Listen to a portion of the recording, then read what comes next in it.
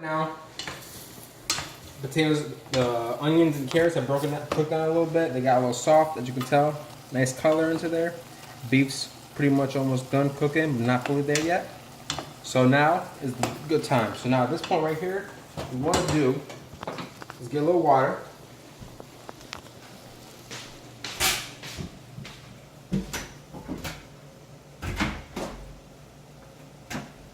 So we're going to want to add water into this. We're going to add about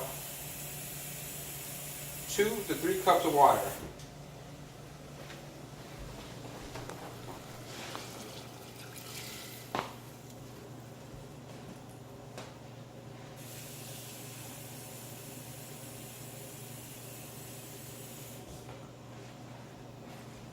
Now, how much water is based on how much curry you're adding. Pretty much you want to add up to the line of where the meat stops.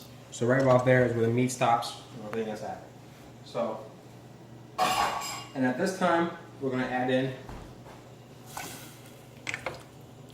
We're going to add in the apples, and we're also going to add in the potatoes.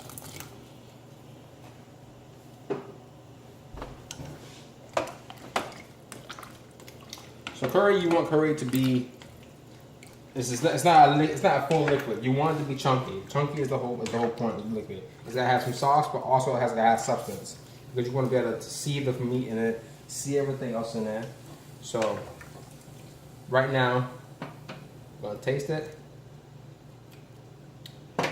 So we're gonna add a little more pepper to it because every time you add ingredients into a pot, even after you season it, you always want to add more seasoning because no matter what, you will take away from the first time you did seasoning. So because we seasoned the beef got seasoned, but that was it.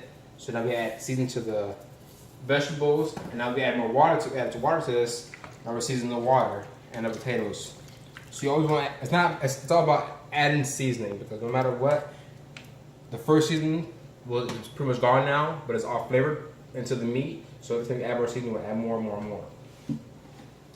So this time we're adding potatoes. And then we're gonna let this cook a little bit. We're gonna let it cook about 5 minutes, and I'll get back to you. All right, so we're back. So right now, in a few minutes, we'll let it cook down a little bit. Now potatoes are pretty much soft. Apples are pretty much still firm. Nice growing bubble. So now what we're gonna do is add in the curry. So we're gonna add the curry, about a chunk right there. What we're gonna do, we're gonna take it, we're gonna break it up in a ladle because you don't want to add this all in at one time, or you don't want to add this all like this because it won't fully break down. So what we're going to do is going to temper it. Tempering is meaning adding cold to hot. So what we're going to do is take a little bit of the hot, start breaking it down a little bit.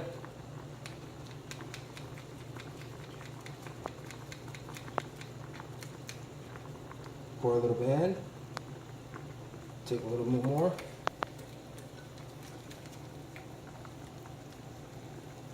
Pour it in. Take a little bit more hot. Now this is actually what makes the curry thicken because it has properties in it that actually thickens up. It's almost like an instant gravy. And best way to put it to it. As you can tell right here, even as it's breaking up right here, it's starting to thicken up in the ladle. So we add a little more hot, break it more down. This would be the same way if you were making miso. And you're putting miso into your broth with the same exact way because it helps temper it into the actual dish. So now that it's incorporated, I added in about three blocks. You can go between two to 4 blocks. I think I might add one more block into it. So curry comes in a package like that. Each designated is blocked out. So we're going to break that off. Again, the same thing. We're going to do the exact same thing. Put it inside here. Add a little bit of the heat. Let it start breaking down.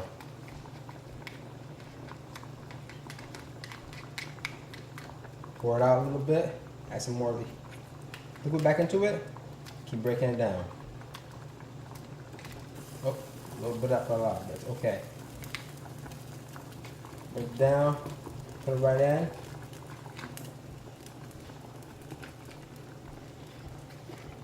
So at this time right now, the heat's at about a high medium, roaring, a little roaring heat.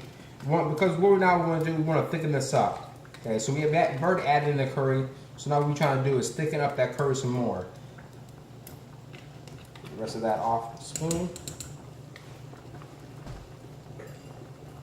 So now it has great flavor. It's starting to smell the curry. So now what we're trying to do now is breaking this up just a little bit more. Try to break it down. We're gonna cook it down a little more. We're gonna thicken up.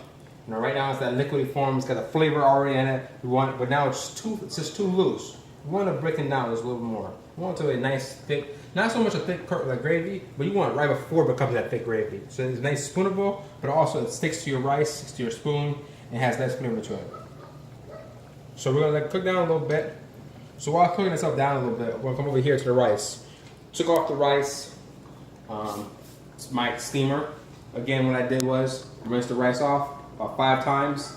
As you rinse it off, you'll see it's cloudy. You want to pour that off. That's the actual gluten. So after I pour it off to the point where the water became now clear, put some more water back into it. You're going to go either 1-to-1 or 1-to-2, based on how dry you want your rice. We want our rice to be a little bit drier because that's how we like it. So we want 1-to-1. What's 1-to-1? 1-to-1 means 1 cup of dry, 1 cup of rice versus 1 cup of water. You always go 1-to-1 on rice to water ratios. No matter what you do, no matter how you cook rice, it's always 1-to-1. And also, so you know, 1 cup of cooked rice makes 2 cups of, 1 cup of dry rice makes 2 cups of cooked rice. So right now we have about 4.5 cups of cooked rice, which is a good amount enough for a little bit of leftovers as well. And that's important. So after you cook it off again, 5 minutes on hot heat to bring it to boil. Let it boil for a couple minutes. Bring it down to medium. All at the same time, you're not uncovering this. You have to listen to when it starts boiling. You can hear it go bubble, bubble, bubble, and then bring it down to the medium heat. And at that point, it needs to take away all the water, absorb all the water it has left inside the pot. We start hearing hissing noises of the water at the bottom is all gone. That's when you turn it off. Turn it off and keep it covered still until for about 10-15 minutes so that it fully steams itself off. So this is the end product after it's fully steamed. Nice thick Japanese rice. The rice I used was not normal rice. It's what it is. It's short grain rice. Short grain rice cooks a little more. Today I used a medium sized rice, the same kind of rice you use for sushi. I did it a little differently so that it'd come out. It's a little more stickier than normal. So come back over to here. Letting it still thicken itself up a little bit. Thickening this up pretty good. So I think I want ours to be just a little bit thicker. So I think I want to add in this last cube of curry. We like ours just a little bit more thicker than normal. We like ours to actually stick to the rice. Sometimes we like to have it in a bowl.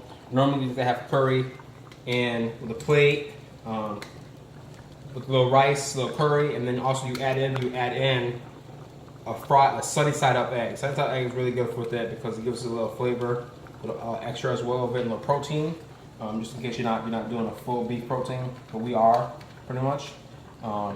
So we're not gonna add the fried egg. Maybe next time we'll do fried egg, and I'll show you how to cook the fried egg or sunny side up eggs. I'm sorry to say. So here I added in the rest of the curry, the whole packet of curry I had brought with me. And now you can start hearing it, really starting to thicken up. So that's all the curry we have. So at this point, it's starting to thicken up real good. Looking really good. It's almost like a pot roast, but that's full curry right there. So it has everything, the carrots, the beef. The beef's gonna be tender. The carrots should be as well tender. Everything should be tender to the point where it comes off, it breaks pretty easily with your hands. Got a nice piece right here. So there's the carrots. Carrots and the apples. Everything looks real good. So at this point, while it's continuing to break down and continue to cook, we're gonna add in a little bit frozen peas. Frozen peas is really good for it. Everybody loves a little peas into it. Peas give a flavor. This is that little crunch, and you always add peas at the end because peas break down real simple and real fast. So we add in the peas. It's almost like a pot roast, but it's not anymore. It just becomes it's still a curry. So at this point, it's not boiling anymore because we added cold into hot.